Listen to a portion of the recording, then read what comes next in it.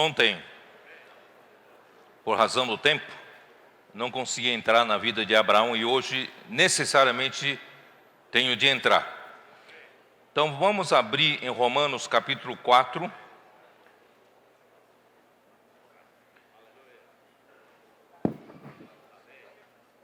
Porque eu espero que a experiência de Abraão fale com você. A experiência de Abraão pode ser a sua experiência. Você pode dizer, mas espera aí, Abraão é um grande personagem, ele foi o pai da fé.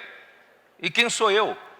Um pequeno irmão, uma irmãzinha, se tem a mesma experiência de Abraão. Eu vou dizer para você que você pode ter exatamente a mesma experiência de Abraão. Porque Abraão, quando ele foi chamado, ele estava em piores condições do que você quando você foi chamado. Por quê? Não sei se você sabe que Abraão, ele viveu, nasceu e foi criado em um mundo pagão. Eu sempre achava que o seu pai era da vida da igreja, né? Teria nascido na vida da igreja, é por isso que Abraão foi do jeito que foi. Vocês entendem o que eu quero dizer, claro. Mas não, Abraão, ele nasceu, seu pai era um adorador de outros deuses. Isso está em Josué 24:2. É só para vocês, para comprovar que você está em melhores condições do que ele, tá? Josué 24, versículo 2.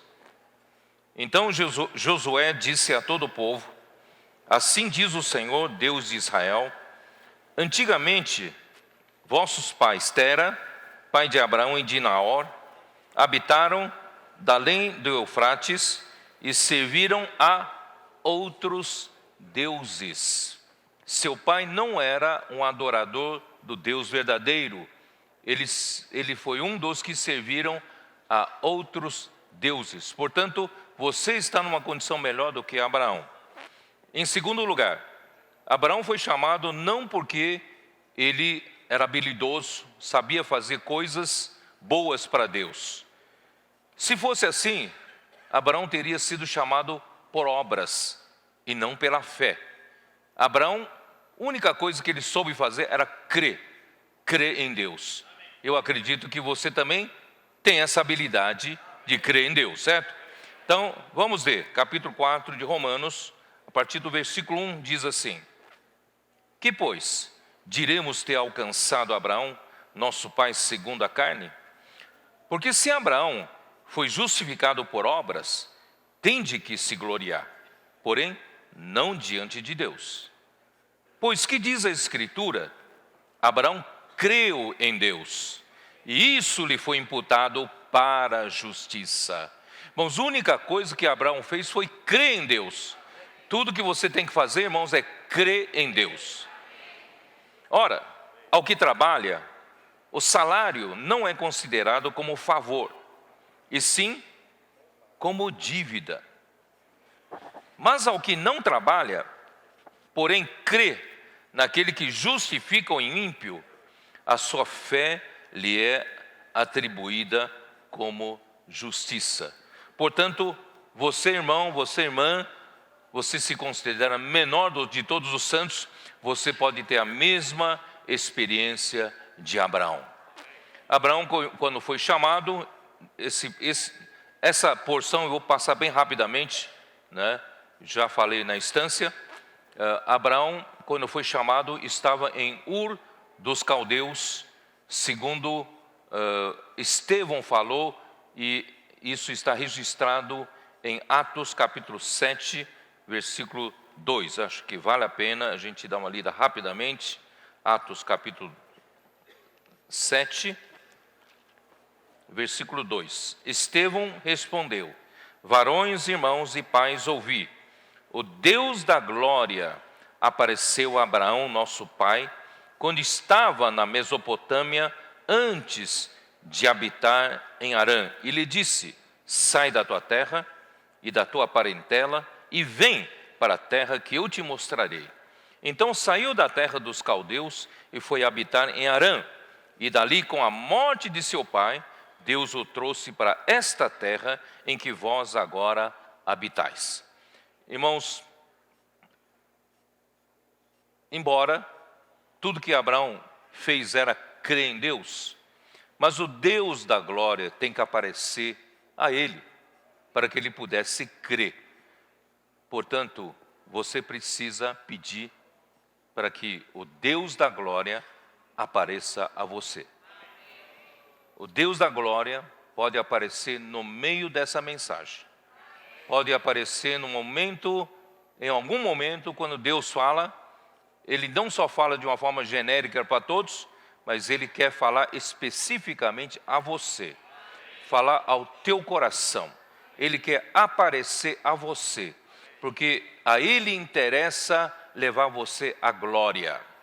Ele que nos chamou para a sua própria glória, Ele quer fazer esse trabalho em nós. De fé em fé, Ele vai conseguir fazer esse trabalho. Aí nós chegamos a um ponto em que Abraão recebeu esse chamamento na Mesopotâmia, em Ur dos Caldeus. Ele não teve forças para sair daquele lugar. Deus então levantou uma circunstância, fez com que seu pai o levasse de Ur até Harã. Portanto, não se preocupe. Se no começo a sua fé é pequenininha ainda, você não tem forças para realizar aquilo que Deus te pede para fazer, apenas tenha um coração correto. Deus pode levantar circunstâncias para levar você aonde Deus quer te levar. Portanto, você não precisa começar como um gigante da fé. Basta ter uma pequena sementinha, como do grão de mostarda, uma sementinha da fé, né? Creio que todos nós temos isso. Deus então levou, através de seu pai, Tera, o levou para Harã, e Harã também era uma terra de adoração a ídolos, tanto quanto Ur dos Caldeus. E seu pai, a história registra que seu pai Tera foi um fabricante de ídolos. Pasmem, foi um fabricante de ídolos. Provavelmente tenha ido para Harã para ver se prosperava o seu negócio em Harã. Quem sabe em Ur havia mais concorrentes. Ele foi para Harã para ver se prosperava o seu negócio. E ali seu pai ficou até a sua morte com 205 anos de idade. Essa aí é a história de Tera, seu pai. E quando morreu seu pai, lá em Gênesis capítulo 11, o último versículo diz, 32, e havendo Tera vivido 205 anos ao todo, morreu em Harã. Aí no capítulo 12, versículo 1, ora, disse o Senhor a Abraão, sai da tua terra, da tua parentela, da casa de seu pai, e vai para a terra que te mostrarei. De ti farei uma grande nação, e te abençoarei, e te engrandecerei o nome, se tu uma bênção. Abençoarei os que te abençoarem, e amaldiçoarei os que te amaldiçoarem. Em ti serão benditas todas as famílias da terra. Irmãos, vale a pena atender o chamamento do Senhor. Naquela geração em que vivia Abraão, todos buscavam benefício para si mesmo, conforme eu disse ontem. Era uma terra em que o temor de Deus já havia diminuído em muito, por causa dos grandes homens, assim como Nimrod, fez com que o povo, todos, se afastassem de Deus e vivessem somente para realizar a sua própria vontade. Assim eram os homens daquela época. Mas Abraão, ele não estava ali para viver para si mesmo, porque ele recebeu um chamamento do Deus da glória, lá em Ur dos Caldeus, na Mesopotâmia, e agora em Harã, ele estava disposto a deixar tudo para atender o chamamento do Deus da glória. Irmãos, enquanto o homem que busca o seu próprio interesse, ganhar vantagens, vocês se lembram acho que vocês são mais novos, não sabem, né? No meu tempo, houve a tal de Lei de Gerson. Vocês já ouviram falar, não? A Lei de Gerson. É o Gerson, aquele jogador da seleção do ano 70, tricampeão mundial, não é isso?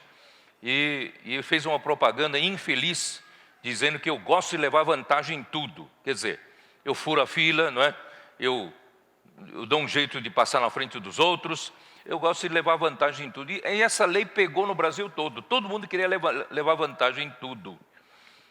Você também quer levar vantagem? Né? Levar vantagem em tudo? Então, irmãos, no meio dessa situação em que todos querem levar vantagens, né? A fila normal não anda, você dá um jeito, não é isso? Dá um jeito daquele jeitinho brasileiro, e lá na frente pede licença e entra, não é isso? Ou a fila do banco não anda, ou um processo seu não anda, e você vai lá e dá um jeitinho brasileiro, não é isso? Faz a coisa andar mais rápido, e você sempre viveu a vida inteira levando vantagem em cima dos outros. E assim era a geração daquela época, cada um queria levar vantagem em cima dos outros, portanto, apelavam para ídolos cada vez mais eficazes para eles, certo? Mas Abraão não estava nem aí para essas coisas. E Deus, ele creu em Deus, né? E Deus o engrandeceu. Não precisa você se preocupar em se engrandecer. Não precisa você se preocupar em buscar benefício para si. Irmãos, quando você crê em Deus, Deus engrandece você. E Deus fará uma bênção. Em você será bendita todas as famílias da terra. Todos os que te abençoarem, o Senhor abençoará. Todos os que te amaldiçoarem, o Senhor amaldiçoará. Porque você está na mão do Senhor. Você confia no Senhor. Eu desde pequenininho, eu cantava uma música na escola ainda, né, no serviço de crianças, e eu aprendi de que os que confiam no Senhor jamais serão envergonhados.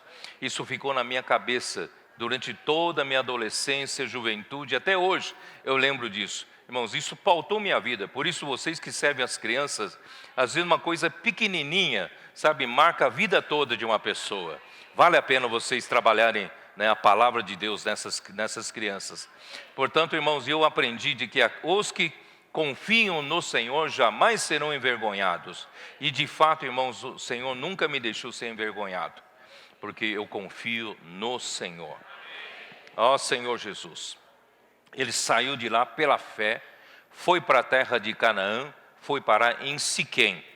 E em Siquém, ele recebeu mais uma aparição do Deus da glória. Irmãos, toda vez que o Deus da glória aparece, fortalece a sua fé.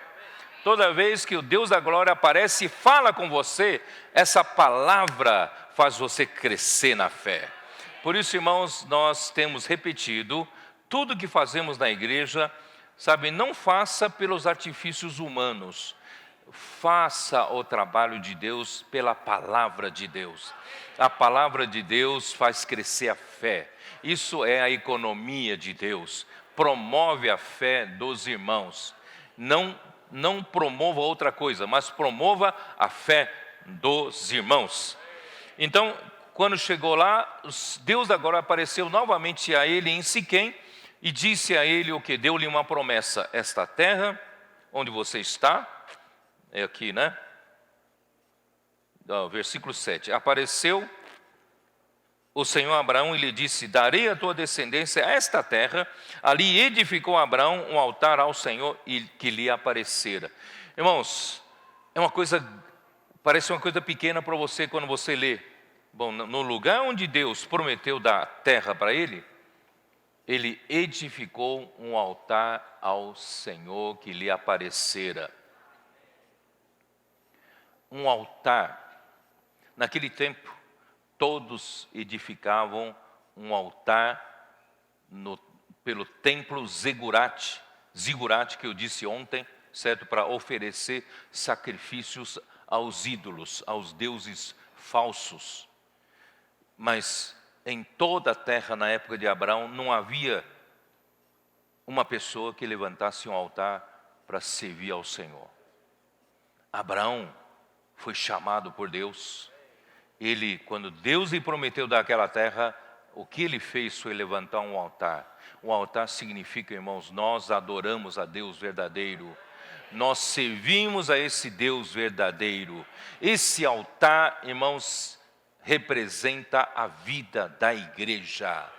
Porque aqui na igreja, irmãos, nós temos um altar para adorar o Deus verdadeiro. Aqui na igreja nós temos um altar para servir ao Deus verdadeiro. A vida da igreja é um lugar para adoração a Deus. A vida da igreja é um lugar para servir ao Deus verdadeiro. Amém? Eu espero, irmãos, daqui para frente, onde quer que você vá, levante um altar. Mas não para outros deuses. Levante um altar para o nosso Senhor, para o Deus da glória que te apareceu.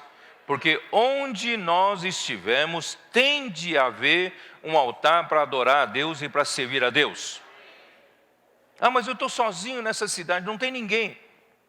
Então, na sua casa, levante um altar e diz para a vizinhança, aqui tem um altar. Aqui se adora a Deus, aqui se serve ao nosso Senhor. Isso é, levar a vida da igreja, plantar a árvore da igreja em todas as cidades onde ainda não tem.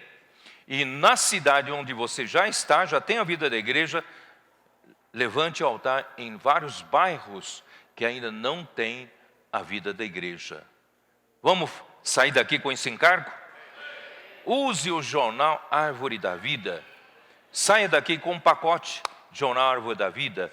Espalhe essa semente de vida para todo quanto é lugar. Claro que não é jogar panfleto como se joga na rua, mas use o jornal Árvore da Vida para pregar o Evangelho, para plantar, né, semente de vida nos corações das pessoas, com vistas a quê?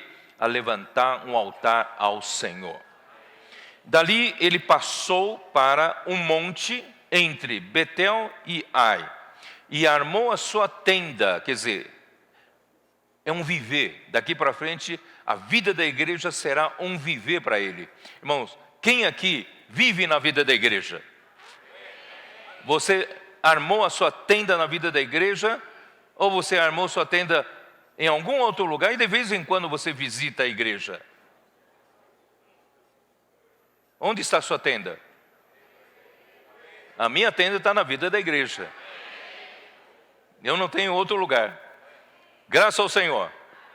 Armamos a nossa tenda na vida da igreja, no monte entre Betel e Ai, e ali Abraão levantou mais um altar, e ali ele invocou o nome do Senhor.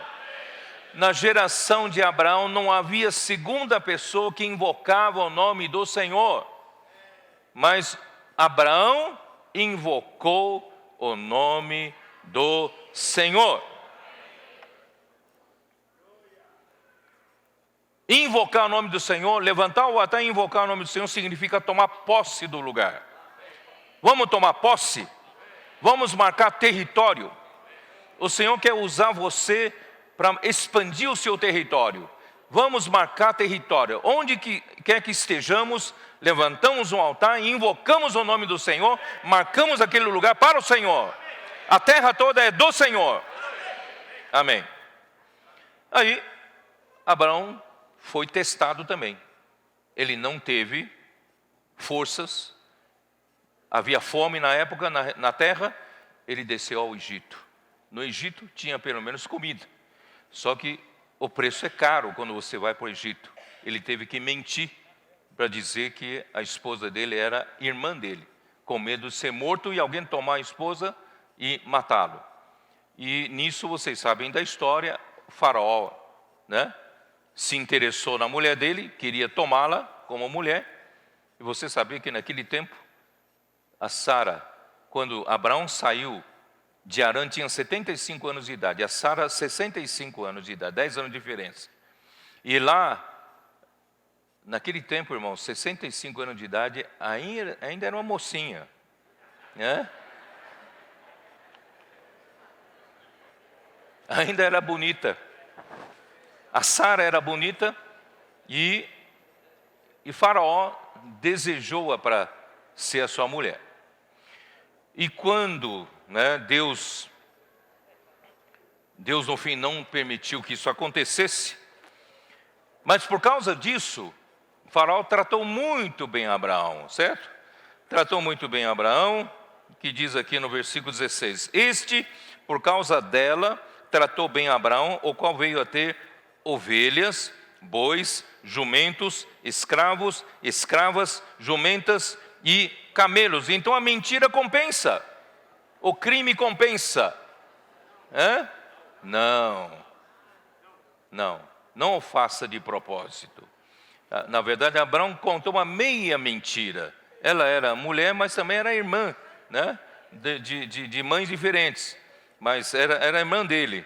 Mas o Senhor puniu a Faraó por causa disso. Coitado do Faraó, né? Não tinha nada a ver com a história. E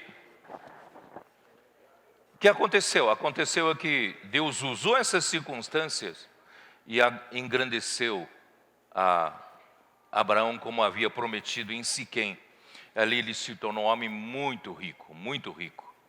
Só que ele levava a tiracolo o seu sobrinho Ló. E Ló ia com ele, né? Em todo lugar Ló estava do lado dele. Enquanto a coisa não prosperou, Ló conseguia conviver com seu tio. Mas quando a coisa prosperou, havia muito gado, muitas ovelhas, aí Ló também, né, de carona, prosperou também. Também havia seus bens, não mais conseguiam conviver juntos. Vocês sabem a dificuldade que tem. Você tem uma fazenda e tem que separar na sua fazenda em 2 rebanhos diferentes, tem que marcar, não pode misturar, não é assim? Construir curral diferente. Irmãos, assim não cabe mesmo, né, os dois no mesmo lugar.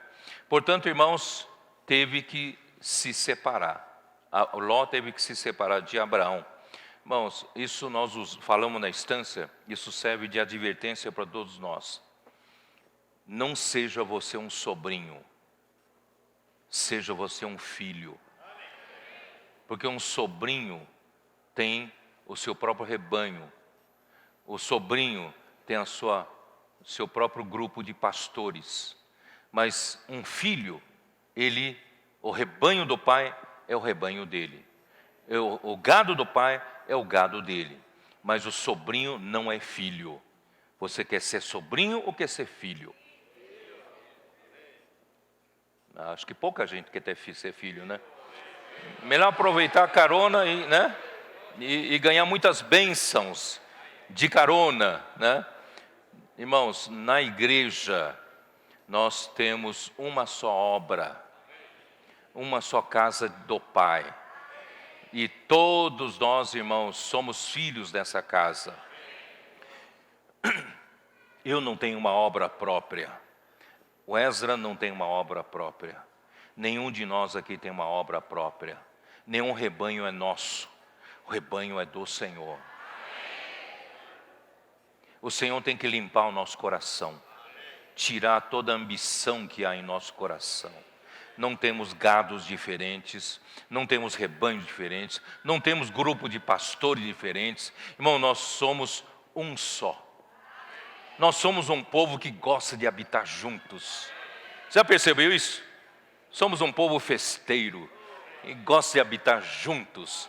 Esse habitar juntos, irmãos, em hebraico é Yashab, Yachad. Yashab, Yachad. Habitar juntos. Mas Abraão e Ló não conseguiram mais habitar juntos e tiveram que se separar. E quem levou o pior? Ló. A bênção de Deus está sobre Abraão. Então, quando você se separa de Abraão, você leva a pior. Você tem a sua ambição, você tem a sua obra, você tem o seu grupo de pastores, mas você leva a pior. Você vai ser que nem Ló, descer pouco a pouco até o Sodoma, né? Até Gomorra, e ali você será destruído com aquelas cidades.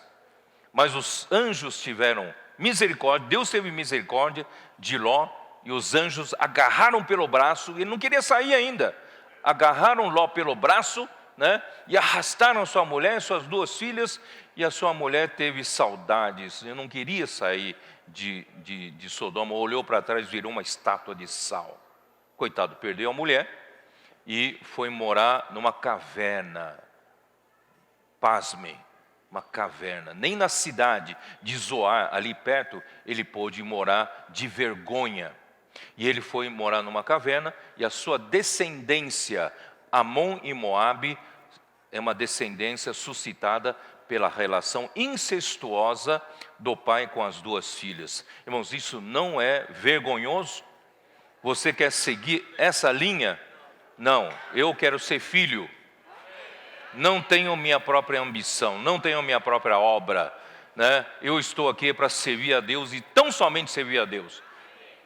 Não ambiciono nada para mim. Eu estou aqui como escravo, como servo do Senhor. Amém. Então essa segunda advertência é para vocês. Aí então, sucedeu o quê? Eu vou encurtar a história. Chegou um dia, Deus apareceu de novo para Abraão, já muitas águas passadas, apareceu de novo a Abraão e lhe prometeu mais alguma coisa, e Abraão disse: olha, Senhor, não sei se o Senhor se lembra, o Senhor prometeu tanta coisa a mim e a minha descendência, mas que o Senhor se esqueceu de me dar um filho. Eu não tenho filho, como é que eu vou desfrutar de todas as suas promessas para a minha descendência? Então, será que é escravo que está na minha casa, Eliezer, Damasceno, ele será o meu descendente? O Senhor falou: não, tem que ser gerado de ti. Você já percebeu que às vezes o Senhor não é muito claro com a gente, não é isso? E faz a gente sofrer de propósito, né? Ele podia muito bem falar: tem que sair de ti, da Sara, mas não falou, ele falou: tem que ser gerado de ti. Isso deu um campo de ação para o homem quer ajudar Deus, né? Tá bom, então já que tem que ser gerado de mim, mas a Sara não pode, estéril. Não tem como gerar filhos, já tem idade avançada, não é possível conseguir gerar filho. E a Sara então nessa hora sentiu-se pressionada, você sabe disso? A Sara ficou pressionada e disse: eu sou a culpada, né? Vocês sabem, né? Jogou toda a pressão em cima dela, né? Ela deve ter dito para Abraão: eu sou a culpada, então vou dar um jeito. Eu tenho uma serva que é Agar, tome-a para ser a sua mulher, e você gera um filho, e assim atende a promessa de Deus. E vocês sabem que assim gerou Ismael. E coincidentemente ou não, a Bíblia não registra nenhuma aparição do Senhor nos próximos 13 anos. E 13 anos depois, no capítulo 17 de Gênesis, quando atingiu Abraão a idade de 99 anos, apareceu-lhe o Senhor, disse-lhe: eu sou o Deus Todo-Poderoso, anda na minha presença e ser perfeito. Eu sou o Deus Todo-Poderoso e eu sou El Shaddai. Eu sou suficiente para você. Tudo que você precisa, conte comigo. Não invente suas maneiras humanas de fazer as coisas para me ajudar. Eu não preciso dessa ajuda. Eu sou El Shaddai. Eu interpreto como Deus dissesse para ele: Abraão, daqui para frente, você me tem como um provedor. Eu sou teu provedor. Na sua família não tem um provedor? Em cada família não tem um provedor? Ou às vezes os dois são provedores, né, marido e mulher. Mas irmãos, geralmente tem um provedor principal. Esse provedor tem que prover tudo que a família precisa. Deus, quando apareceu a Abraão, como dissesse: eu sou teu marido. Eu sou provedor. Se você tem alguma dificuldade, conte comigo, fale comigo, eu vou te prover. Tanto é que vocês se lembram na história em que ele levava Isaac, quando nasceu Isaac, levava Isaac para oferecê-lo como holocausto, vocês se lembram? E o Isaac menino perguntou: pai, peraí, nós estamos indo oferecer holocausto, mas cadê o animal? Cadê a ovelha? Cadê o cordeiro? Não estou vendo. O que Abraão respondeu? Deus proverá. Porque Abraão aprendeu que Deus era o seu provedor. Então daqui para frente, irmãos, fique despreocupado. Deus proverá. Não use suas forças artificiais humanas. Deus pode prover tudo na sua vida. Principalmente as irmãs, não andeis ansiosas, não fiquem ansiosas, não fiquem angustiadas, preocupadas demais. Tantos problemas que estão sobre os seus ombros, as suas costas. Chega uma hora, irmão, você vai se curvar de tanto peso e você vai entrar no quê? No síndrome do pânico.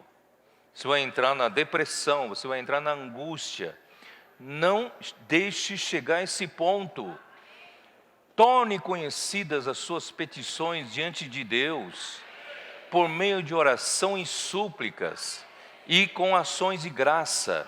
Assim você vai se descarregar desse peso que não é para você carregar. Você não aguenta com tanto peso. Jogue para o seu provedor. O seu provedor pode cuidar desses casos que você não pode cuidar. Você não aguenta. Não sobrecarregue a sua alma, coitadinha da sua alma. Não sobrecarregue, jogue para o seu provedor. Ó Senhor Jesus, confie no Senhor. A igreja precisa de você, mulheres, vocês mulheres, bem. Não angustiadas, não oprimidas. Vocês têm que estar bem, sadias, para servir ao Senhor. Não deixe esses problemas oprimirem você, essas cargas sobrecarregarem vocês. Claro, eu falo das mulheres, mas para os homens também vale, né? Para os homens também vale. Não vamos deixar, irmãos, a ansiedade tomar conta de nós. Nos anos final de 70 para 80, surgiu uma situação no comecinho da vida da igreja aqui no Brasil. Havia muita gente, né, espalhando palavras negativas e tal, e eu era muito jovenzinho e tentando segurar a peteca com a mão ali, todo dia atendendo o telefone, apaziguando a situação, ajudando os irmãos a não se contaminarem com a palavra da morte e tal. Irmão, chegou um momento, e eu muito jovenzinho, não estava preparado para servir ao Senhor, com aquela pressão toda, meu coração estava disparando toda vez que o telefone tocava. Não era celular, não tinha celular, era aquele telefone mesmo, que você conhece, aquele telefone mesmo, foi que o coração palpitava. Lá vem notícia ruim de novo, lá vem, alguém caiu de novo, alguém se foi contaminado, o que aconteceu? Aí pega o telefone, irmãos, é sempre resolver problemas. Chegou um ponto que eu subi no ônibus, perto da minha casa, subi no ônibus, eu me senti tão sufocado, eu queria sair correndo, não sei para onde. Eu não estava aguentando, estava quase pedindo para o motorista parar, porque eu não estava suportando aquela situação. Aí acordei, falei: Senhor, eu não posso continuar desse jeito, porque eu percebi que havia uma linha tênue, eu estava no limiar dessa linha tênue. Se eu passar dessa linha, provavelmente eu vou precisar de ajuda, de remédio para voltar. Eu falei para o Senhor: Senhor, eu não quero servir ao Senhor desse jeito. Paulo teria morrido de ataque cardíaco se fosse servir ao Senhor desse jeito. Então, Senhor, me ajude a não passar dessa linha. Eu não quero passar essa linha. Senhor, me ajude. Irmão, você acredita que pouco a pouco o Senhor foi me ajudando, me vendo e voltando ao equilíbrio, voltando à estabilidade emocional de novo? Irmãos, hoje estou aqui, podendo carregar carga maior ainda. Então, irmãos, essa foi uma experiência minha. Não estou falando sem experiência. Por isso, não passe da linha. Não passe da linha.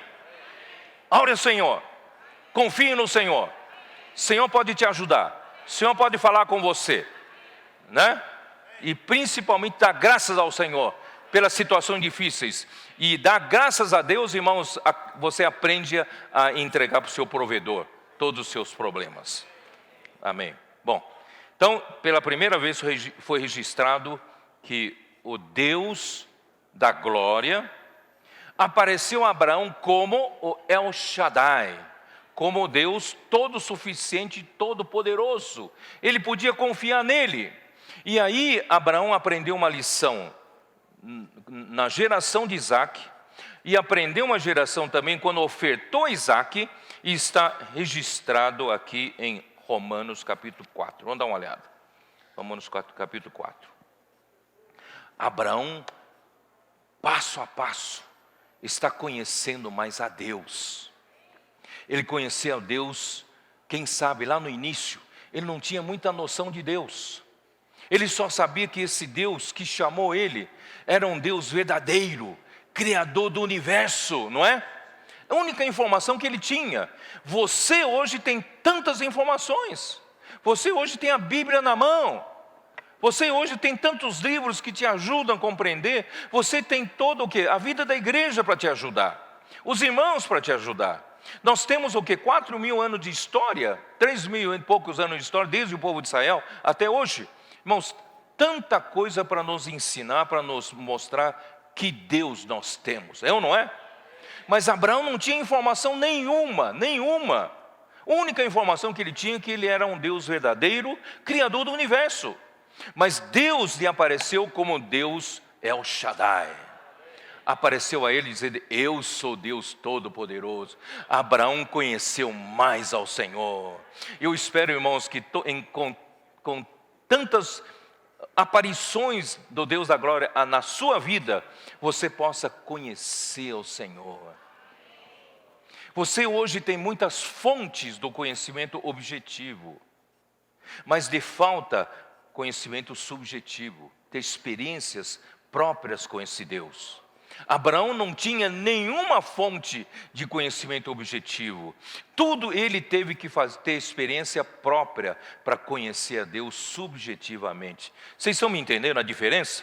Então, irmãos, vamos aproveitar mais o conhecimento objetivo que nós temos hoje, para ter experiência, para praticar, para conhecer esse Deus, confiar nesse Deus. Ele é o El Shaddai para você. Ele é o todo suficiente para você. Ele é o provedor seu. É ou não é? Então ele conheceu pela experiência, capítulo 4 de Romanos, versículo 17. Como está escrito: por pai de muitas nações te constituí, perante aquele no qual creu. Ele conheceu o quê? O Deus que vivifica os mortos. Isso veio pela experiência. O Deus que vivifica os mortos e chama à existência as coisas que não existem. Eu espero que você conheça Deus até esse ponto. O Deus que vivifica os mortos. Deus é capaz de vivificar os mortos. Um caso sem esperança, Deus pode vivificar os mortos. Ele chama à existência as coisas que não existem. Que Deus você tem? Que Deus você conhece? Você conhece até que ponto esse Deus? Por isso, irmão, nós precisamos aprofundar no conhecimento de Deus, principalmente subjetivamente. Aproveitar tantas fontes do conhecimento objetivo para nós nos aprofundar subjetivamente no conhecimento a Deus. Pasmem, quando descobri em Êxodo 6, dá uma olhada, Êxodo 6, versículos 2 e 3. Falou mais Deus a Moisés, ele disse: eu sou o Senhor. Sabe o que é esse Senhor? Tudo em letras maiúsculas na sua Bíblia. Refere-se a quê? Eu sou Senhor. Refere-se a Jeová. Jeová. Na verdade, irmãos, não fomos muito felizes em traduzir para a palavra Jeová. Porque essa palavra Senhor, tudo em caixa alta, todas as letras em caixa alta, vem de 4 consoantes hebraicos. Vem apenas em 4. Transliterando para nosso alfabeto, seria Y, H, W, H. 4 consoantes. Como é que você consegue fazer leitura só com consoantes? Sem vogais, não se dá leitura, não dá para ler. Mas nosso Deus, Ele tem esse nome. Y, H, W, H. Em hebraico seria Yud, Rei, Vav, Rei. Em hebraico. E cada... Vou terminar de ler, depois eu explico. Falou mais Deus a Moisés e lhe disse: eu sou o Senhor, Y, H, W, H. Ou, melhor traduzido, o som mais próximo seria Javé ou Yavé, ou Yahvé, tá? Na verdade, ninguém sabe a pronúncia correta, porque os judeus, eles, por uma boa época, e até hoje é assim, eles não leem esse nome. Por quê? Porque eles acham que ler esse nome é tomar o nome de Deus em vão. Eles não leem esse nome. Então, ao longo do tempo, se perdeu a pronúncia. Como não tem vogal, se perdeu a pronúncia. Não sabe exatamente como se pronuncia. Então, toda vez, por reverência, o judeu, quando lê a palavra YHWH, eles leem Adonai. Adonai é o Senhor, tá? Leem Adonai. Mas não lê Yavé, Yahvé, Javé. Eu não sei exatamente como se pronuncia, tá? Continuando a leitura, onde está? Aparecia Abraão a Isaque e Jacó como Deus Todo-Poderoso. O que é esse Deus Todo-Poderoso aqui? El Shaddai. Eu apareci a Abraão, Isaque e Jacó como o El Shaddai, como provedor, como Deus todo-suficiente. Mas eu nunca tinha percebido aqui, pasmem, mas pelo meu nome, o Senhor, quer dizer, o Javé, o Yahvé, YHWH, não lhes foi conhecido. Abraão, Isaque e Jacó não conheceram a Deus como Javé. Não conheceram a Deus como YHWH. Aí eu fico pensando, como é isso? Como pode ser uma coisa dessa? Dá uma olhada, a única pessoa que teve a ousadia de perguntar o nome do Senhor foi Moisés em Êxodo 3. Dá uma olhada em Êxodo 3.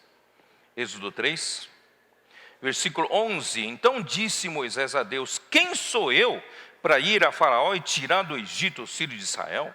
Deus lhe respondeu: eu serei contigo. E esse será o sinal de que eu te enviei. Depois de haveres tirado o povo do Egito, servireis a Deus neste monte, onde Deus apareceu a ele. Disse Moisés a Deus: eis que, quando eu vier aos filhos de Israel, e lhes disser: o Deus de vossos pais me enviou a vós outros, e eles me perguntarem: qual é o seu nome? Que lhes direi? Eles vão me matar. Fala que eu fui enviado por Deus, eles não vão acreditar, né? Então, qual é o seu nome? Versículo 14. Disse Deus a Moisés: eu sou o que sou. Disse mais: assim dirás aos filhos de Israel: eu sou, me enviou a vós outros. Irmãos, o significado de Yahvé, de YHWH é: eu sou o que sou. Eu sou Deus autoexistente. Eu estou presente em todo lugar. No passado, no presente e no futuro. E em todos os lugares eu sou. E a igreja é a plenitude daquele que a tudo enche em todas as coisas. Porque nosso Deus é o eu sou. Ele enche em todas as coisas. E nós somos a sua plenitude. Yahvé é eu sou o que sou. Aí eu fico pensando, ora, se esse nome é tão difícil, e os judeus nem pronunciam mais esse nome, e o Abraão, Isaac e Jacó não conheceram a ele, então para que serve um nome tão difícil? Porque é um nome formado só por consoantes. Preste bem atenção, cada alfabeto hebraico tem um número, não sei se você sabe, corresponde a um número. A, por exemplo, é 1, eles não têm algarismo romano. A, quer dizer, não tinha, né? A é 1, B é 2, C é 3, D é 4, assim por diante, tá? Quando fazem contas de aritmética para criança, né, treinar, 1 mais 1 igual 2, é que A mais A igual B. Vocês estão entendendo, né? Porque cada alfabeto corresponde a um número. Sabe quanto vale o alfabeto Y, que seria Yud? Yud vale 10. Né? E o alfabeto correspondente ao H, que é o rei, ele corresponde ao número 5. E o alfabeto que corresponde ao W é Vav, ele corresponde ao número 6. E o último H, claro, volta a ser 5. Então a sequência é 10, 6, 5, 6. Mas por que isso? Graças a quê? Você tem um DNA. Quem aqui tem DNA? Sabe que tem DNA. As moléculas do seu DNA têm uma dupla espiral, certo? Dupla espiral. E essa dupla espiral, ela é interligada por ligações. Essa dupla espiral trazem informações genéticas de seu pai e da sua mãe. Sabia disso? Essa dupla espiral traz informações genéticas de seu pai e da sua mãe. E essas interligações, elas têm um espaçamento nesses ligamentos. Esse espaçamento vem de quantidade de informações. Então, do primeiro traço até o segundo traço, tem 10 informações. Segunda interligação a terceira interligação tem 5 informações. E de terceira interligação para a quarta tem 6 informações. E da quarta interligação para a quinta tem 5 interligações. E assim se repete a sequência. O seu DNA, a molécula do seu DNA tem a assinatura de Deus. O DNA, com toda essa informação absurda, como ele é formado? Ele é uma dupla hélice, né? Ele tem 2 partes. Vamos supor, uma parte a gente recebe do pai, outra da mãe. 2 partes, tá? E essas 2 partes são conectadas por pontes. Não é em todo lugar, não é em toda informação que tem as pontes. Tem algumas pontes. Essas pontes seguem um padrão de espaço, que é o seguinte. São 10 unidades de informação, então é uma ponte. Depois vem 5 unidades com a ponte, depois 6 e depois 5. Esse padrão se repete várias vezes. 10, 5, 6, 5. Então eu quero que vocês gravem na cabeça. 10, 5, 6, 5. Esse não é o número da Mega. Não é o número da Mega. É muito melhor que o número da Mega. Bom, vamos para o Antigo Testamento e vamos dar uma olhadinha no nome do Criador do Universo. Ele é escrito da seguinte forma. 4 letras. Em hebraico. Yud, Rei, Vav, Rei. Bom, em hebraico, cada letra equivale a um número. tem um Aleph, Bet, Gimel, Dalet. Então Aleph vale 1, Bet vale 2 e assim vai. Vamos supor que fosse o nosso alfabeto. É como se a letra A valesse 1, a letra B valesse 2, a C 3, o D 4. Então a gente não escreveria assim, 1 mais 1 igual a 2. Se a gente estivesse falando em hebraico, a gente escreveria assim, A mais A igual a B, que é 1 mais 1 igual a 2. Ou B mais B é igual a D, que é 2 mais 2 igual a 4. Ou A mais B é igual a C, 1 mais 2 igual a 3. Seria isso. Ou seja, as letras valem números mesmo. Se a gente usar o nome do Criador do Universo, Yud, Rei, Vav, Rei, adivinha. Adivinha quanto que vale o Yud? 10, Rei, 5, Vav, 6, Rei, 5. Yud, Rei, Vav, Rei. O nome do Criador do Universo é o que une as duas partes da célula de DNA. O Criador do Universo fez questão de assinar sua obra-prima. Ele deixou o nome sagrado dele, o nome do Criador do Universo, o nome mais sagrado que pode existir nesse universo, ele deixou dentro do DNA humano. O DNA, com toda essa informação absurda, como ele é formado? Ele é uma dupla hélice, né? Ele tem duas partes. Vamos supor, uma parte a gente recebe do pai, outra da mãe. Duas partes, tá? E essas duas partes são conectadas por pontes. Não é em todo lugar, não é em toda informação que tem as pontes. Tem algumas pontes. Essas pontes seguem um padrão de espaço, que é o seguinte. São 10 unidades de informação, então é uma ponte. Depois vem 5 unidades com a ponte, depois 6 e depois 5. Esse padrão se repete várias vezes. 10, 5, 6, 5. Então eu quero que vocês gravem na cabeça. 10, 5, 6, 5. Esse não é o número da Mega. Não é o número da Mega. É muito melhor que o número da Mega. Bom, vamos para o Antigo Testamento e vamos dar uma olhadinha no nome do Criador do Universo. Ele é escrito da seguinte forma. 4 letras em hebraico. Yud, Rei, Vav, Rei. Bom, em hebraico, cada letra equivale a um número.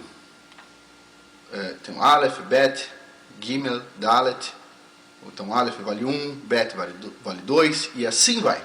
Vamos supor que fosse o nosso alfabeto. É como se a letra A valesse 1, a letra B valesse 2, a C 3, o D 4.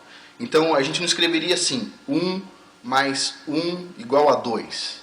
Se a gente estivesse falando em hebraico, a gente escreveria assim, A mais A igual a B, que é 1 mais 1 igual a 2. Ou B mais B é igual a D, que é 2 mais 2 igual a 4. Ou A mais B é igual a C, 1 mais 2 igual a 3. Seria isso. Ou seja, as letras valem números mesmo. Se a gente usar o nome do Criador do Universo, Yud, Rei, Vav, Rei, adivinha. Adivinha quanto que vale o Yud? 10, Rei, 5, Vav, 6, Rei, 5. Yud, Rei, Vav, Rei. O nome do Criador do Universo é o que une as duas partes da célula de DNA. O Criador do Universo fez questão de assinar sua obra-prima. Ele deixou o nome sagrado dele, o nome do Criador do Universo, o nome mais sagrado que pode existir nesse universo, ele deixou dentro das... É isso. Deus assinou a sua obra-prima.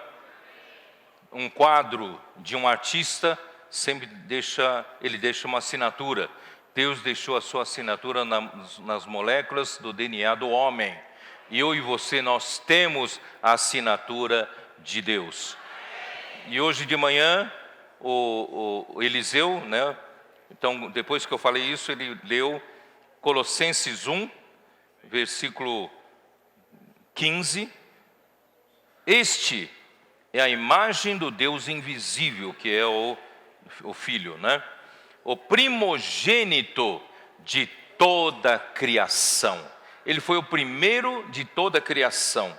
pois nele foram criadas todas as coisas, ele foi a origem de toda a criação, nos céus e sobre a terra, as visíveis, as invisíveis, sejam tronos, sejam soberanias, quer principados, quer potestade, tudo foi criado por meio dele e para ele.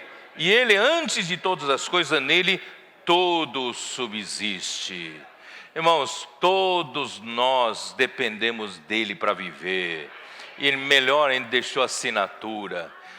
Você vai dizer, e o universo, e a natureza, irmãos? Salmo 19:1, que fala? Os céus proclamam a glória de Deus. E o firmamento anuncia as obras das suas mãos. Não é? Então, irmãos, toda a natureza tem a assinatura de Deus. E Deus deixou ainda mais forte a assinatura, irmão, na nossa vida biológica, esse corpo que um dia vai voltar ao pó. Mesmo assim, Deus deu tanta importância a esse corpo físico, porque desse corpo físico, irmãos, vai sair um produto no final em glória. Por isso o homem é imagem e glória de Deus. Não menospreze você. Eu e você somos muito importantes. Ó Senhor Jesus. Por isso, voltando à questão, voltando lá para Romanos 5, é onde nós estamos tentando avançar, não estamos conseguindo avançar, né? Romanos 5, na verdade avançamos muito, né? Ali no capítulo 5, versículo 1, fala assim: justificados, pois, mediante a fé. Irmãos, a morte de Cristo nos tornou justos, somos justificados pela fé. Nós só tivemos que crer. Nós somos justificados. Estamos sobre uma base firme da justiça de Deus, mediante a fé. Temos paz com Deus. Eu tenho paz com Deus. Temos paz com Deus por meio de nosso Senhor Jesus Cristo, por intermédio de quem obtivemos igualmente acesso pela fé a esta graça, na qual estamos firmes e gloriamo-nos fala junto comigo, na esperança da glória de Deus. Irmãos, isso é motivo para a gente se tornar orgulhosos. Eu tenho orgulho disso. Eu tenho orgulho, irmão, da esperança da glória de Deus. Eu, um vil pecador, e Deus foi me tirar lá de baixo. Com a sua mão de misericórdia, Ele me alcançou, já indo para o lago de fogo, como o irmão Dong gosta de falar, como tição já queimando, né, no fogo. O Senhor me arrebatou. E o Senhor me trouxe para a igreja. Ele me deu uma base de justiça firme, sólida. É a justiça de Deus. E eu somente tive que crer. Pela fé, pela redenção de Cristo, eu fui justificado. Eu fui o quê? Eu fui reconciliado com Deus. Eu tenho paz com Deus. Tudo isso, a morte de Cristo fez esse trabalho. E daqui para frente, irmãos, vamos erguer nossas cabeças? Vamos erguer nossas cabeças, porque ainda tem um caminho longo para trilhar, viu, irmãos? Tem um caminho longo a trilhar, mas vamos trilhar com cabeça levantada. Porque a morte de Cristo nos deu essa posição maravilhosa. Eu tenho paz com Deus. Eu fui justificado. E agora, irmãos, Deus está providenciando uma outra salvação. É a salvação da minha alma. E vai complementar com a salvação do meu corpo. E a salvação da minha alma é feita pela sua vida. Por isso, muito mais, né? Vou ler com vocês. Versículo 10. Porque se nós, quando inimigos, somos reconciliados com Deus, mediante a morte do seu Filho, muito mais, estando já reconciliados, seremos salvos pela sua vida. Irmãos, essa vida de Deus com a sua natureza inerente, vai nos salvar. Use a sua fé. Você crê que você pode chegar lá? Alguns irmãos falam, irmão Pedro, acho que você, o Esdras, esses irmãos que estão à frente, eles têm esperança um dia de reinar com o Senhor, mas eu, uma irmãzinha, né, eu não sei se eu vou chegar lá, não. Não, você vai chegar. Você tem que se gloriar. Você tem que se gloriar da esperança da glória de Deus. Deus então está processando a renovação da sua mente. Deus está processando a transformação da sua alma pelo processo metabólico. Ele está mudando as suas células velhas do velho homem e ele está injetando através da sua nova dieta santa, as células da vida de Deus e da natureza santa de Deus. Você acredita nisso? Romanos 11, Paulo fala isso, não é isso? Romanos 11.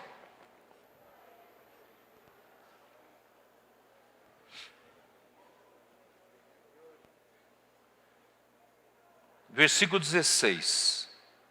E se forem santas as primícias da massa, igualmente o será a sua totalidade. Se for santa a raiz, também os ramos o serão. Se, porém, alguns dos ramos foram quebrados, e tu, sendo oliveira brava, foste enxertado em meio deles, e te tornaste participante da raiz e da seiva da oliveira, não te glories contra os ramos, porém, se te gloriares, sabe que não és tu que sustentas a raiz, mas a raiz a ti. Irmãos, graças a Deus, eu fazia parte da oliveira brava, mas hoje o Senhor me enxertou na boa oliveira, porque essa boa oliveira, irmão, tem uma raiz santa, e não só raiz santa, a seiva que vem da raiz santa é santa também. É a vida de Deus e a natureza de Deus, irmãos, está me transformando. Aquele ramo da oliveira brava começa a ocorrer nesse ramo uma transformação metabólica. As coisas da oliveira brava as células estão saindo. E as células da boa oliveira, da santa oliveira, irmão, estão entrando. E eu estou sendo transformado de glória em glória. Não é maravilhoso, irmãos? Não é isso que Pedro fala também em sua segunda epístola, foi? Segunda epístola de Pedro, o que ele fala?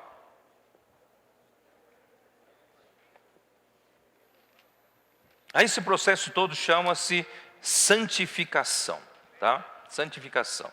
Estamos no meio de um processo de santificação. 2 Pedro capítulo 1, versículo 4, só para ganhar tempo.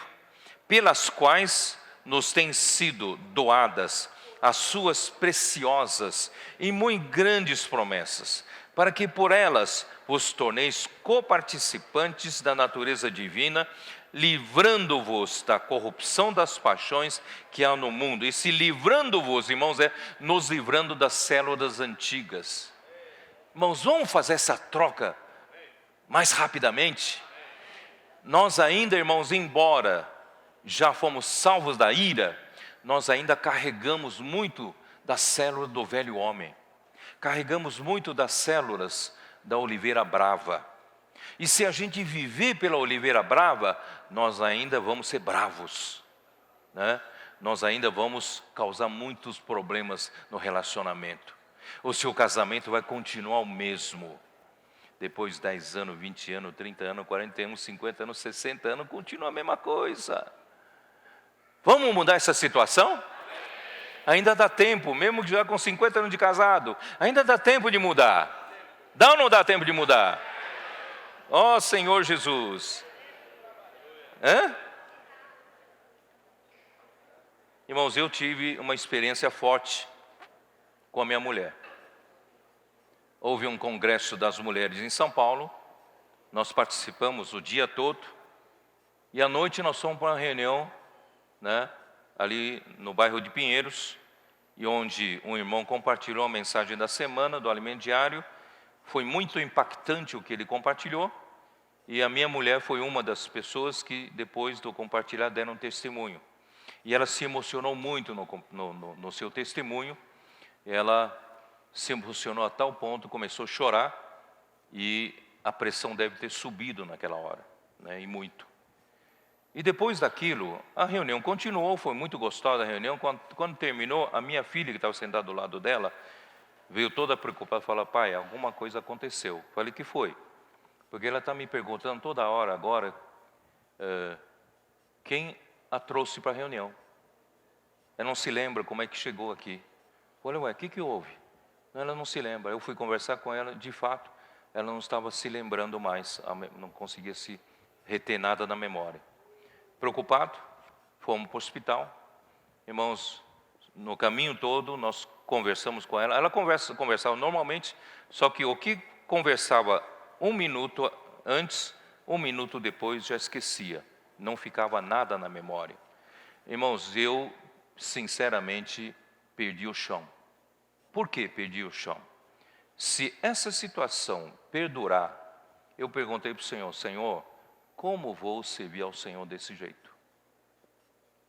Justamente nessa hora em que as igrejas estão bem, os irmãos estão todos entrando na linha, nos trilhos, nós temos muita esperança do Senhor nos usar para expandir o Evangelho, não é isso?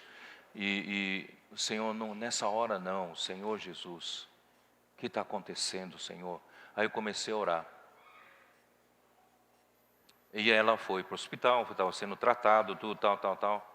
E a gente não sabia, havia suspeita de um AVC, né, um derrame, e podia ser pior, né? Irmãos, nessa hora, naquela noite e no dia seguinte, eu fiz uma negociação com o Senhor.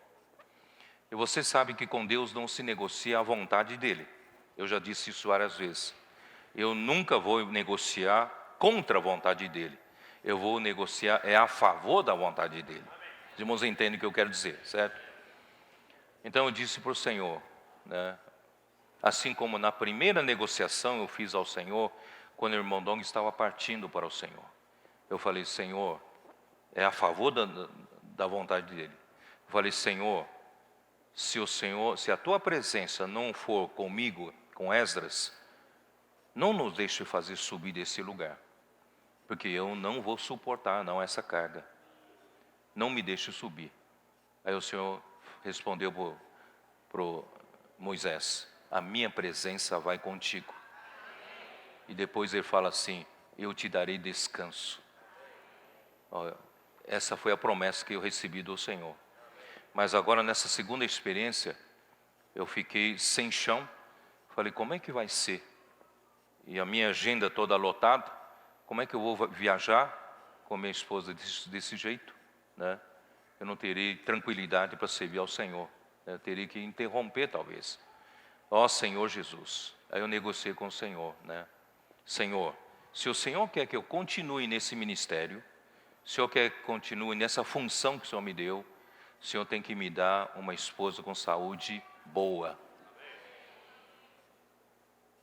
Os irmãos entenderam essa negociação, e graças ao Senhor, quando tudo passou, irmãos, foi diagnosticado pelos médicos um termo da medicina como amnésia global transitória. É uma situação que ninguém sabe exatamente como vem, mas pode haver alguns gatilhos, como pressão alta, colesterol e coisas desse tipo, né? E também, do jeito que vem, vai embora, raramente volta a acontecer novamente, né? Então, irmãos, eu dei graças a Deus. Hoje ela está numa situação normal, né? E então isso tudo mostra, irmãos, nós temos que aprender a confiar no Senhor, que o Senhor, Ele não deixa a gente passar por nenhuma tribulação à toa. Tudo é para nosso aperfeiçoamento. tudo visa a nossa santificação, visa a nossa transformação. Deus tem interesse de colocar mais células, elementos santos dentro de nós. Ele quer fazer essa troca das células velhas do velho homem e colocar células novas, santas do novo homem. Irmãos, isso é um trabalho tanto da santificação como da glorificação. Não sei se vocês sabem, quem me acompanhou na estância entende. Não sei se dá para colocar aquele slide de um quadro que eu fiz. Deixa-me ver. Que fala da justiça. É o slide número 2. É o número 2. É esse aqui. Está muito pequenininho lá. É capaz disso aqui ser maior que lá, né? Então, a santidade de Deus, ela precisa ter as suas exigências satisfeitas. Para que as suas exigências sejam satisfeitas, irmãos, Deus precisa trabalhar em nós no processo de santificação. Deus tem a sua santidade, Ele precisa nos santificar, certo? E Deus, Ele tem a sua glória, Deus também precisa nos glorificar. Então são dois processos, tanto a santificação e glorificação, irmãos, visam o mesmo projeto. Na verdade, é o mesmo trabalho dos dois lados, né? Um é a santidade empurrando e outra a glória puxando, tá? Bom, então tenha isso em mente. Nós temos na santidade, temos a santificação, renovação da mente, transformação e conformação, né? Tanto a renovação como a transformação podemos ver em Romanos capítulo 12, versículo 2, isso. E conformação podemos ver em Romanos 8, versículo 29. E do lado da glória também ele traz a renovação do nosso homem interior. Isso está em 2 Coríntios 4, nós podemos até daqui a pouco ler. Mas eu primeiro queria continuar lendo Romanos 5, para a gente terminar aqui, né? Capítulo 5, versículo 3. Irmãos, nós temos, no versículo 2, nós temos a esperança da glória. Eu quero dizer para você, você não precisa viver sem esperança. Irmãos, faça como eu. Eu sou, cada dia que levanto, irmãos, desfruto da palavra de Deus, eu fico mais motivado para viver. Porque nós temos esperança, irmãos. Esperança da glória de Deus. Estamos indo a essa direção rumo à glória. Deus preparou o seu filho para ser o primeiro homem a ser coroado de glória e de honra. Isso está em Hebreus capítulo 2, não é isso? E Deus preparou toda a sua humanidade e hoje está no esplêndido de Cristo. E Deus disponibilizou para os membros do corpo de Cristo com o fim de nos transformar, para levar-nos todos à glória. Não é? Ele, o filho primogênito, conduzindo os muitos filhos à glória. Portanto, irmãos, nós precisamos ir rumo à glória. Só que ir para a glória, irmãos, a transformação da alma exige um pouco de tribulação, de sofrimentos. Coisa que a gente não gosta de ouvir, né? Então, irmãos, eu não sei como é que está o seu casamento. Eu volto a insistir nesse ponto. Porque, irmãos, se a gente não consegue acertar o nosso casamento, como é que nós vamos pregar o evangelho? Isso mostra que o evangelho não dá certo. O evangelho, que é o poder de Deus, não tem poder sobre o meu casamento. Irmãos, que tal a gente ir diante do Senhor, acertar o nosso casamento? Em primeiro lugar, não é? Se tem algumas arestas a parar, né, os dois precisam ir na presença do Senhor. Tem que parar, um exigir do outro. Cada um tem que exigir de si mesmo. Cada um tem que ir para a morte. E como ir para a morte, irmãos? Através das tribulações. Então, quando vem a tribulação agora, de novo entre o casal, não culpe um ao outro. Faça o Senhor crescer na sua vida. Aqui diz, Romanos 5, versículo 3. E não somente isto, não somente eu me glorio na esperança da glória de Deus, eu também preciso gloriar-me nas próprias tribulações, irmãos. Não só gloriar no resultado final, mas gloriar nas minhas tribulações, porque essas tribulações são enviadas por Deus para chegar à glória. Não murmure contra as situações. Não culpe a sua mulher, não fale do seu marido, não é? Tudo isso, se o Senhor permitiu acontecer, é para vocês irem para a glória. E não somente isso, mas também nos gloriamos nas próprias tribulações, sabendo que a tribulação produz perseverança. A tribulação produz perseverança. Essa tribulação aqui, irmãos, não são as grandes tragédias da sua vida, são as coisas cotidianas. Que você não aguenta mais a sua mulher falar daquele jeito. Toda vez que você dirige o carro, ela tem que apitar. Vai mais devagar, faça isso, faça aquilo. Quem aqui sofre com isso? Não precisa levantar a mão, não precisa levantar a mão.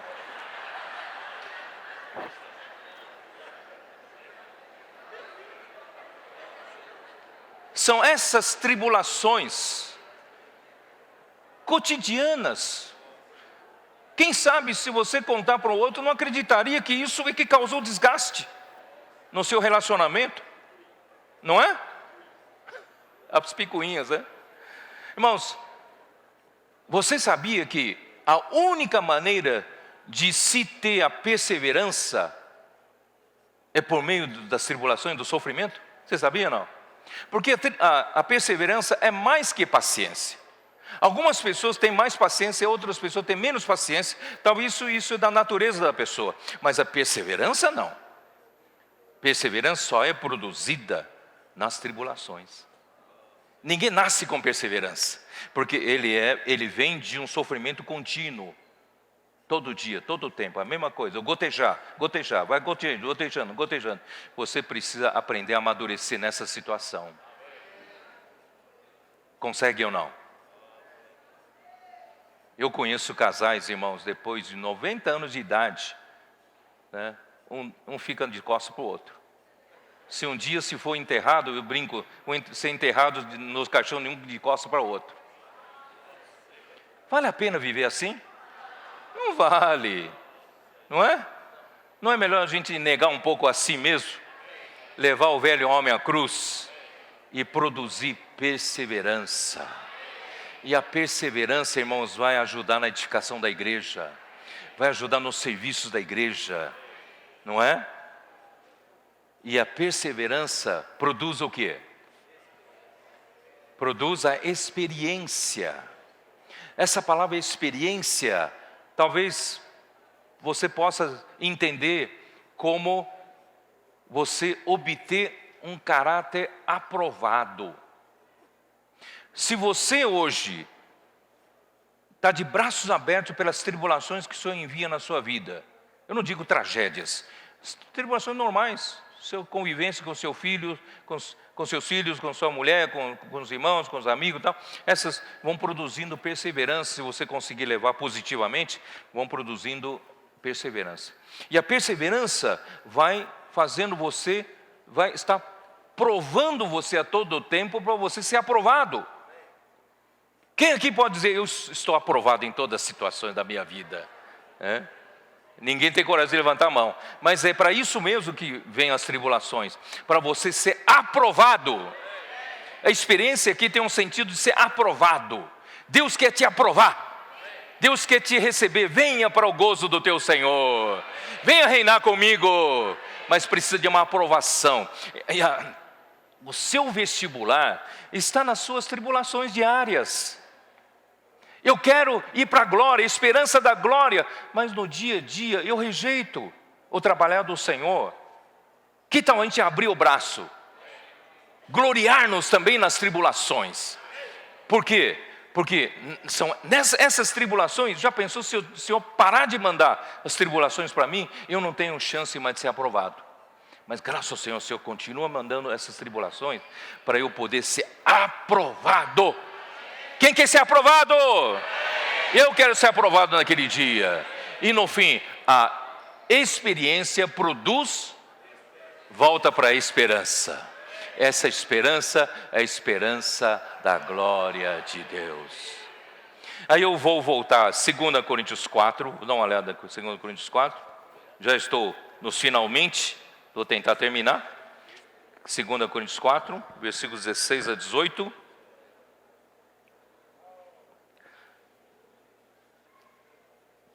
Desculpa, eu abri em 1 Coríntios. 2 Coríntios 4, 16 a 18. Por isso, não desanimamos. Quem aqui está desanimado? Não fique desanimado. Não desanimamos. Pelo contrário, mesmo que o nosso homem exterior se corrompa, contudo o nosso homem interior se renova de dia em dia. Ó Senhor Jesus. Porque a nossa leve e momentânea tribulação produz. Vocês perceberam aqui não? A leve e momentânea tribulação produz. Se você rejeitar a tribulação, você não tem como produzir. A nossa leve e momentânea tribulação produz para nós eterno peso de glória, acima de toda comparação. Não atentando nós nas coisas que se veem, mas nas que se não veem. Porque as que se veem são temporais, e as que se não veem são eternas. Amém. 2 Coríntios 3. 2 Coríntios 3.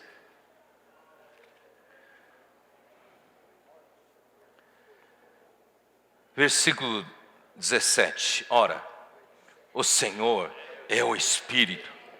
E onde está o Espírito do Senhor, aí há liberdade. E todos nós, com o rosto desvendado, contemplando como por espelho a glória do Senhor, somos transformados de glória em glória, na sua própria imagem, como pelo Senhor, o Espírito. Você está ou não está sendo transformado? Estamos no processo de ser transformados. E você precisa passar pelas tribulações. E as tribulações não são os grandes sofrimentos. Tribulações do seu viver diário, entendeu? E você abraçar isso tudo para ter experiência positiva com o Senhor, para ganhar mais do Senhor, para conhecer mais o Senhor, né? Você poder edificar a igreja, ajudar outras pessoas e pregar esse evangelho maravilhoso que está salvando a minha vida, o meu casamento, a minha família, né? Salvando a vida da igreja. Irmãos, está nos salvando em tudo. Salvando-me, ó Senhor, salvando-me do quê? Eu aqui registrei algumas coisas, não sei se você concorda, tá? Eu pus aqui, ó, está me salvando da minha impaciência. Quem aqui é impaciente? Ó Senhor Jesus, está me salvando da minha impaciência, do meu mau humor, TPM, né? Ira, irmãos, se ainda há no relacionamento conjugal ou familiar gritarias, o relacionamento na vida da igreja, gritarias, irmãos, tem que sair do nosso meio, não é isso? Cólera, amargura, inveja, gritaria, tudo isso tem que se afastar de nós. No relacionamento conjugal, no trabalho familiar e na igreja. E eu quero também ser salvo do mundo e dos pecados habituais. São tão habituais que você nem percebe que são pecados. Eu quero ser salvo deles. Quero ser salvo do mundo que sutilmente invade a nossa vida, vai ganhando lugar na nossa vida. Eu quero ser salvo da minha constituição natural, de agir por mim mesmo, ainda que seja o lado bom da alma. Eu quero ser salvo também do lado bom da alma. Eu quero ser salvo de ser egocêntrico. Tudo é para mim, para o meu interesse, para o meu benefício. Quero levar vantagem em tudo, buscar sempre fazer a própria vontade. Mas aprender, irmãos, a ter empatia com as pessoas com quem convivemos, compadecendo-se delas pelas ternas misericórdias de Cristo, o esplêndido. Eu também quero ser salvo de ser tão individualista, tão difícil de me misturar com os irmãos, me edificar com os irmãos. O Senhor pode me salvar até isso. Amém? Então vamos terminar com Romanos 8. Vamos dar uma olhada em Romanos 8. Ó Senhor Jesus. Versículo 18.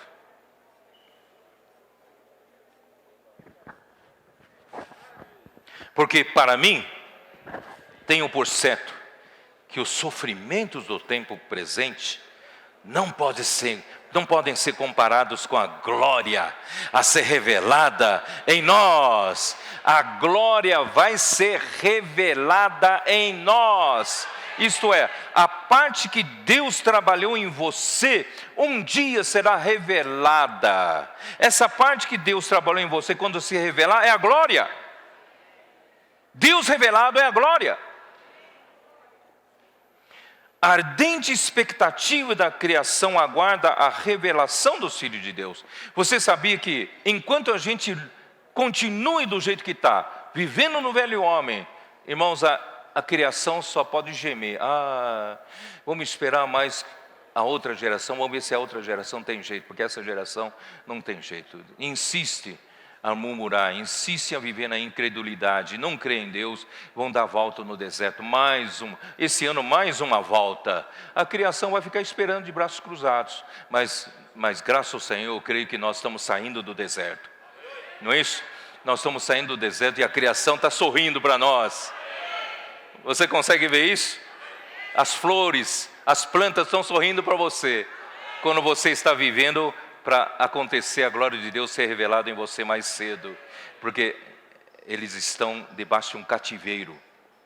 Pois toda a criação está sujeita à vaidade, não voluntariamente, mas por causa daquele que a sujeitou, na esperança de que a própria criação será redimida do cativeiro da corrupção. Irmãos, tudo isso, toda a criação está debaixo de um cativeiro da corrupção, para a liberdade da glória dos filhos de Deus. Quando chegar esse dia, irmãos, nós vamos libertar. A glória dos filhos de Deus vai libertar esse cativeiro, libertar a criação debaixo desse cativeiro da corrupção. E não porque sabemos que toda a criação a um só tempo geme e suporta angústias até agora. E não somente ela, mas também nós que temos as primícias do Espírito, igualmente gememos em nosso íntimo, aguardando a filiação, a redenção no nosso corpo, que será, irmãos, a mudança na nossa fachada.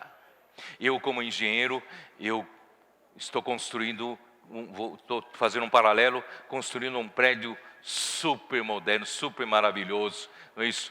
Que ninguém construiu. Estou construindo esse prédio maravilhoso e quando terminar, eu vou fazer uma fachada maravilhosa.